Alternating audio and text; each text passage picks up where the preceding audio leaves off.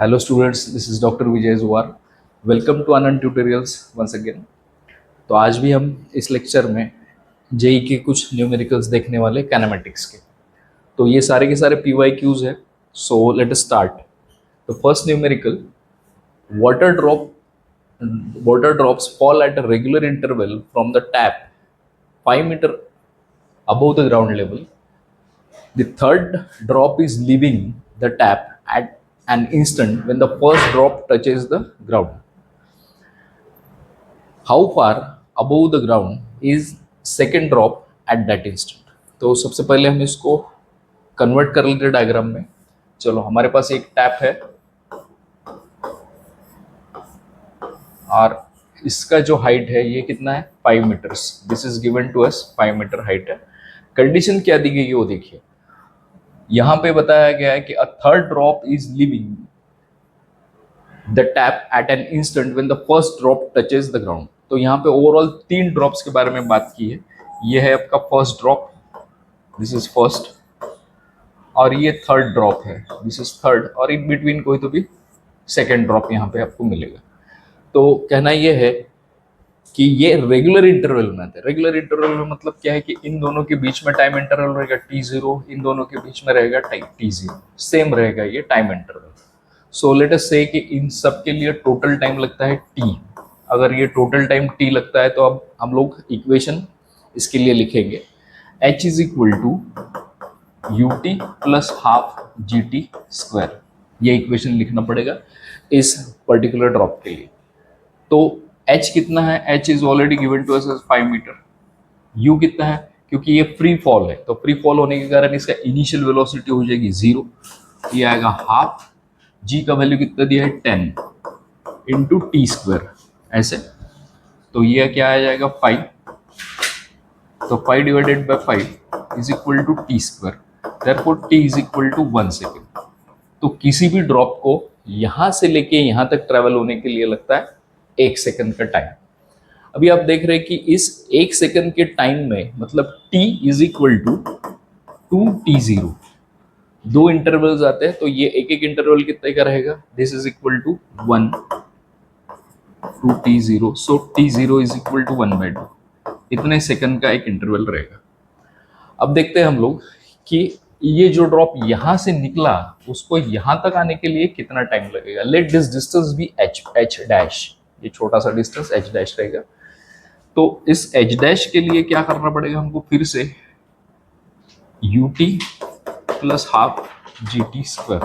अभी ut में u तो 0 रहेगा क्योंकि वो फ्री फॉल है। h dash is equal to, यहाँ पे t0 लेना पड़ेगा क्योंकि यहाँ पे टाइम इंटरवल हमने t0 लिया है, प्लस हाफ इंटू g का वैल्यू कितना है t, और ये आएगा हाफ का स्क्वायर।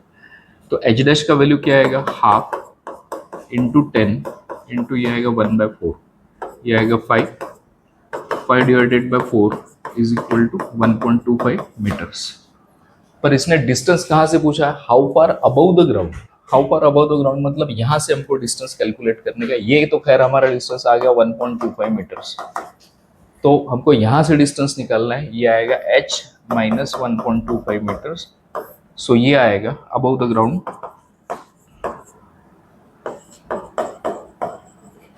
अबव ग्राउंड आएगा 5 minus 1.25, this is equal to 3.75 meters. इतना डिस्टेंस आ जाएगा 3.75, ये option C. So this is how it will work. अब देखते हैं नेक्स्ट में a bullet of mass 20 gram has an initial speed of 1 meter per second just before it starts penetrating mud wall of thickness 20 centimeter. If the wall offers mean resistance of 2.5 into 10 to the power minus 2 Newton, the speed of the bullet after emerging from the other side of the wall is close to. अब देखिए, generally ऐसा एक mud का wall आपको दिया है, mud का wall दिया है, इसका कितना ये है, थिकनेस कितना है, that thickness is equal to 20 centimeter. 20 centimeter thickness है। बुलेट कितना है, 20 ग्राम्स का है, एंड इनिशियल स्पीड कितना दिया, 1 मीटर पर second. Just before it starts penetrating mud wall. तो ये यहाँ पे जस्ट इस जगह पे इसकी इनिशियल वेलोसिटी दी है 1 मीटर पर सेकेंड। इसका मास कितना दिया है 20 ग्राम्स, और ये इधर इसका वेलोसिटी कितना रहेगा ये पूछा गया है। यहाँ पे v कितना रहेगा ये पूछा गया है। अभी इसमें पहले तो ये ग्राम्स में दिया है तो इसको हमको किलोग्राम्स में कन्वर्ट करना पड़ेगा। किलोग्राम्स मतलब क्या, 20 डिवाइडेड बाय 1000, ये आ गया इसका किलोग्राम। केजी में इसका मास आ जाएगा। ये जो दिया है 20 डिवाइडेड बाय 100, ये आ गया मीटर्स में, क्योंकि ये कन्वर्जन जरूरी है। आप इसको एज इट इज नहीं ले सकते, अगर आपने इसको एज इट इज ले लिया तो आंसर गलत हो जाएगा आपका। तो ये 20 मीटर। उसके बाद में अभी यहाँ पे इसने रेजिस्टेंस दिया है। रेजिस्टेंस कितना है 2.5 इंटू 10 टू द पावर -2। ये रेजिस्टेंस क्या है R। Resistance is equal to 2.5 into 10 to the power -2 newton, ऐसा रेजिस्टेंस दिया। अब इस रेजिस्टेंस पे से हमको क्या कैलकुलेट करने का। अब रेजिस्टेंस क्या होता है, यहाँ जब बुलेट एंटर करेगा या पेनिट्रेट करेगा इस मड वॉल को, तो मड वॉल को पेनिट्रेट करते समय उसको कुछ रेजिस्टेंस तो ऑफर होगा। जैसे हवा में चल रही है बुलेट, उस तरीके से तो इस मड वॉल में से चल नहीं सकती, क्योंकि इसका थिकनेस है, कुछ डेंसिटी है इसकी। तो उसको क्रॉस करने के लिए आपको इतना रेजिस्टेंस लगेगा। तो ये रेजिस्टेंस मतलब क्या है, this resistance is nothing but force, and this force can be correlated as m into a according to Newton's second law of motion, mass into acceleration। तो अभी पहले तो हम इक्वेशन लिख लेते हैं, बाद में इसके बारे में हम सोचेंगे। इक्वेशन क्या आएगा, v square is equal to you square minus 2as। तो जनरली तो हम प्लस में लिखते हैं इसको, पर यहाँ मैंने माइनस क्यों लिखा है, माइनस इस चीज के लिए लिखा है क्योंकि ये बुलेट रिटार्ड हो रहा है, क्योंकि इस रेजिस्टेंस में से जब पास हो जाएगा तब इनिशियल वेलोसिटी से फाइनल वेलोसिटी की वैल्यू कम हो जाएगी, रिड्यूस हो जाएगी, रिटार्ड हो जाएगी। तो माइनस में आएगा। v स्क्वायर हमको पता नहीं, यू स्क्वायर माइनस 2। अभी s तो हमको दिया है 20 डिवाइडेड बाय 100 मीटर। एक्सेलरेशन के बारे में हमको कुछ आइडिया नहीं, तो ये एक्सेलरेशन हम यहाँ से निकालेंगे। Acceleration is equal to f by m, और ये f बाय m कितना आएगा, f by m into S, ऐसा। तो इनिशियल वेलोसिटी आ जाएगी 1 -2 इंटू ये क्या होगा, रेजिस्टेंस। फोर्स मतलब रेजिस्टेंस, इसी को हमने रेजिस्टेंस लिया, ये आएगा 2.5 into 10 to the power -2 newton. उसके बाद में मास कितना दिया है, मास हमको दिया है 20 इंटू, इसको लिख सकते हैं हम 20 इंटू 10 टू द पावर -3। यहाँ पे 3 0 है, इसके कारण ये ऊपर जाएगा, 10 टू द पावर -3 हो जाएगा ऐसे। उसके बाद में इसका डिस्प्लेसमेंट कितना है, s कितना है, यह है 20 डिवाइडेड बाय 100 ऐसे। तो चलो इसको सॉल्व करते हैं अभी। 1 - 2 इंटू यह आ गया 20 और 20 दोनों कैंसिल हो जाएंगे, ये 20 कैंसिल हो जाने के बाद 2.5 into 10 to the power -2 plus 3, ये ऊपर चला जाएगा तो +3 हो जाएगा, और ये आएगा 1/100 ऐसे। ये आएगा 1 माइनस ये 2.5, ये आएगा 2.5 इंटू 10, ये आ जाएगा 50 इंटू 1/100 ऐसे। 1 माइनस ये आएगा 50 to the 1/2, so this is equal to 1/2। ये हो गया हमारा v स्क्वायर का वैल्यू 1/2। अब v स्क्वायर का वैल्यू अगर 1/2 तो v क्या आ जाएगा, √1/2 which can be written as 1/√2, and this is equal to 0.7 meter per second approximately. इसका वैल्यू आता है 1.414, और इसका डिवीजन करोगे तो ये आ जाएगा 0.7 मीटर पर सेकंड। ये 0.7 meter per second, option B. तो यहाँ पे ये कॉन्सेप्ट जो है ये काफी इंपॉर्टेंट है, force is equal to mass into acceleration, और ये हमको क्लिक होना चाहिए यहाँ पे, क्योंकि एक्सेलरेशन यहाँ दिया ही नहीं है आप लोगों को। तो एक्सेलरेशन दिया नहीं तो आपको इस तरीके से इसको सॉल्व करना पड़ेगा। अब देखते हैं नेक्स्ट दिया, an automobile travelling at 40 kilometer per our can be stopped at a distance of 40 meters by applying brakes. If the same automobile is traveling at 80 kilometers per hour, the minimum stopping distance in meter is, अभी हमको minimum stopping distance निकालने का है, तो सबसे पहले हम इसके लिए इक्वेशन लिखेंगे। इक्वेशन क्या रहेगा, यहाँ पे भी लगभग वैसे ही v square is equal to you square minus 2as ऐसा है डिस्टेंस। ये माइनस में इसलिए लिया गया कि यहाँ पे भी कोई चीज डिसलेरेट हो रही है, रिटार्ड हो रही है। रिटार्ड हो रही मतलब क्या है, इनिशियल वेलोसिटी ज्यादा है और फाइनल वेलोसिटी कम हो रही है उसकी। तो इस तरीके का इक्वेशन रहेगा। Final velocity v is equal to 0 है तो ये आएगा U square is equal to 2as, ऐसे किस्म का इक्वेशन बनेगा। अभी हम लोगों को डिस्प्लेसमेंट, यहाँ क्या दिया है, वेलोसिटी दी है और डिस्प्लेसमेंट दिया है। तो we have to find out a relation between velocity and displacement. In that condition u square divided by 2a is equal to s। इसमें से हम ये देख सकते हैं कि यू स्क्वायर या velocity is directly square of velocity is directly proportional to displacement. So हम इसको लिख सकते हैं u square is equal to k into S, ऐसा लिखा जा सकता है। K is proportionality constant suppose. Now we are given with the two cases. One case is just मान लेते हैं u1 is equal to 40 kilometer per hour and the corresponding displacement is 40 meter. u2 दिया है आपको 80 kilometer per hour and s is equal to what, इसको हम s1 और s2 ऐसे दो नाम लिखते हैं। तो अकॉर्डिंग टू ये क्या आ जाएगा, इस रिलेशन से u square upon u2 square is equal to s1 upon s2। Just put down the values over here. ये आएगा 40 square divided by 80 square, this is equal to 40 divided by s2। तो S2 का value क्या हो जाएगा, S2 is equal to 40 into 80 square divided by 40 square. तो ये और ये कैंसिल हो जाएगा, ये आएगा 80 into 80 divided by 40 to this is equal to 160। S2 is equal to 160 meters. So 160 meter is option B. ये हो ऐसा इसको कैलकुलेट करना पड़ेगा। आप अगर दूसरे कैलकुलेशन से या दूसरे मेथड से जाएंगे तो इसके लिए काफ़ी टाइम लग जाएगा। ये शॉर्टकट मेथड है इसका, इसमें आसानी से आंसर आ सकता है। अभी फोर्थ प्रॉब्लम देखते हैं।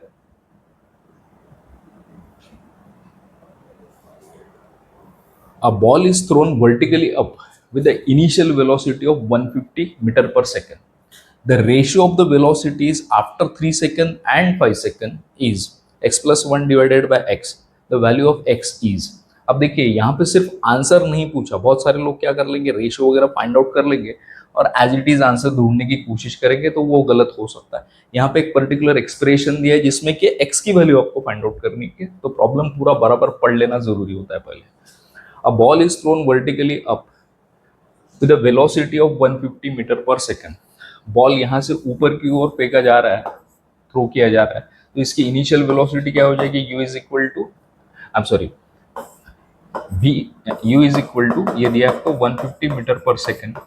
ऐसे आपको फाइंड आउट करना है इसकी velocity, ratio of the velocities after 3 second and 5 second. तो v is equal to U minus G T. Minus इसलिए लिया गया है कि ये अपवर्ड मोशन है अगेंस्ट द ग्रेविटी। तो इसके लिए हम क्या करेंगे, 3 सेकंड के बाद मतलब 3 सेकंड के बाद हम लेंगे v3 is equal to U minus G t3, ऐसा इक्वेशन बनेगा। तो इसमें क्या करेंगे हम लोग, इनिशियल वेलोसिटी तो खैर उतनी ही रहेगी, v3 is equal to 150 minus g as it is रहेगा, ये t3 g ले लेंगे हम लोग 10 और t3 तो टाइम लगेगा t3, टाइम रहेगा 3 second, I'm sorry, time will be 3 second.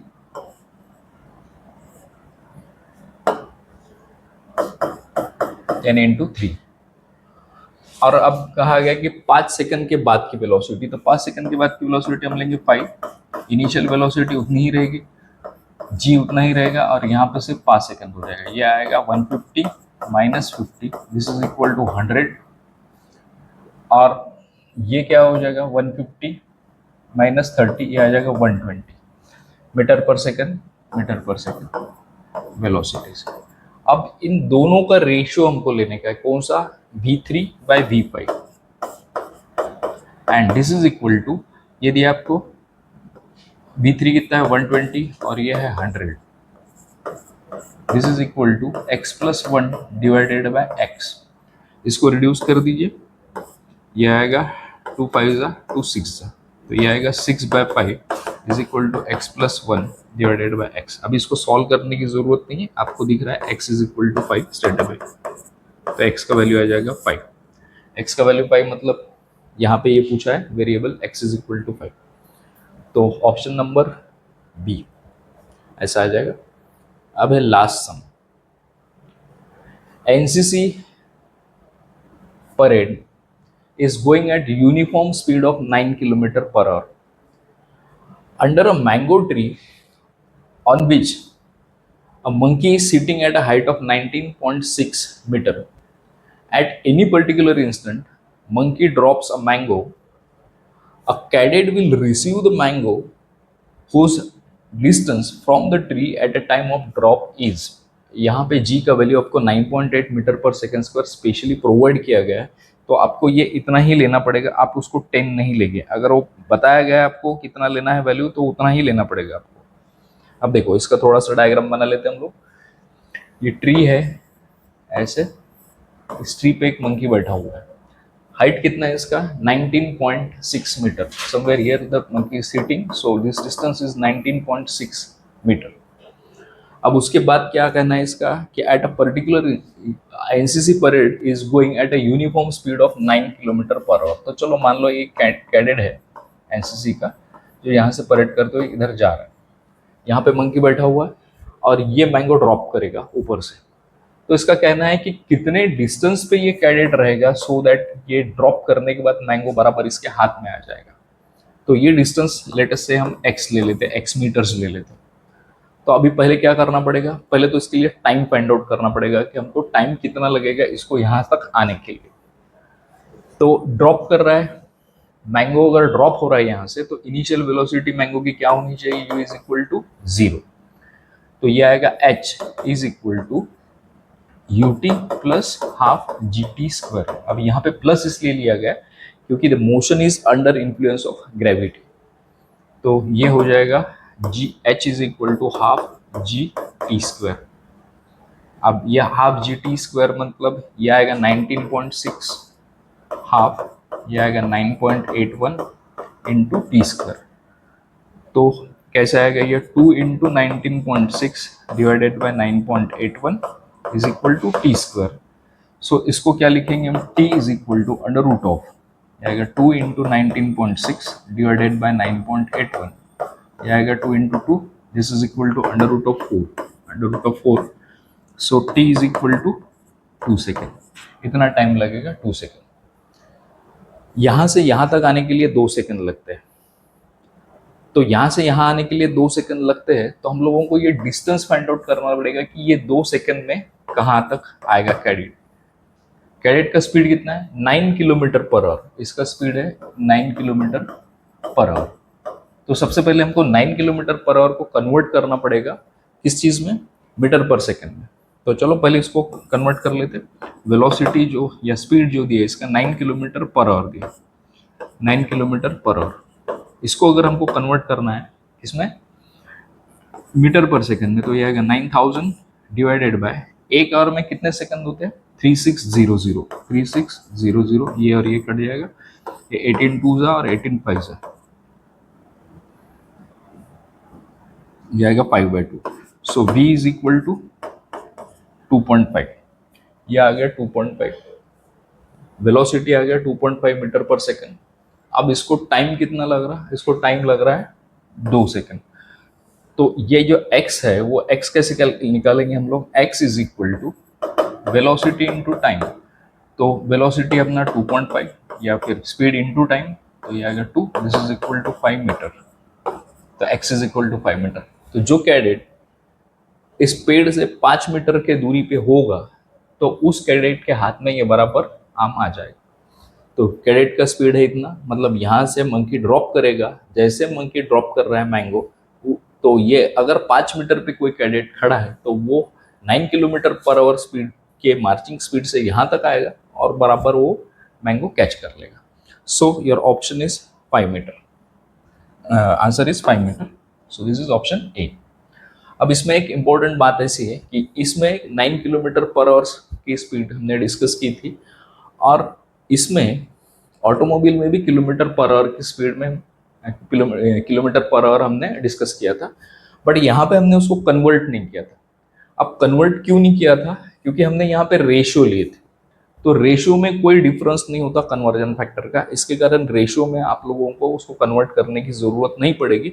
But यहाँ हम रेशियो नहीं ले रहे, हम straight away kilometre per our का वैल्यू ले रहे, तो हमको उसी यूनिट में कन्वर्ट करना पड़ेगा जिस यूनिट में बाकी सारे पैरामीटर्स दिए गए। तो ये मीटर्स में दिया गया है, ये मीटर पर सेकेंड में दिया है, तो आपको किलोमीटर पर आवर का स्पीड मीटर पर सेकेंड में कन्वर्ट करना पड़ेगा। तो this is all about today's lecture. आप लोगों को कुछ डाउट अगर है इसमें तो आप प्लीज़ कमेंट करिए और शेयर और सब्सक्राइब करिए, लाइक करिए। Thank you.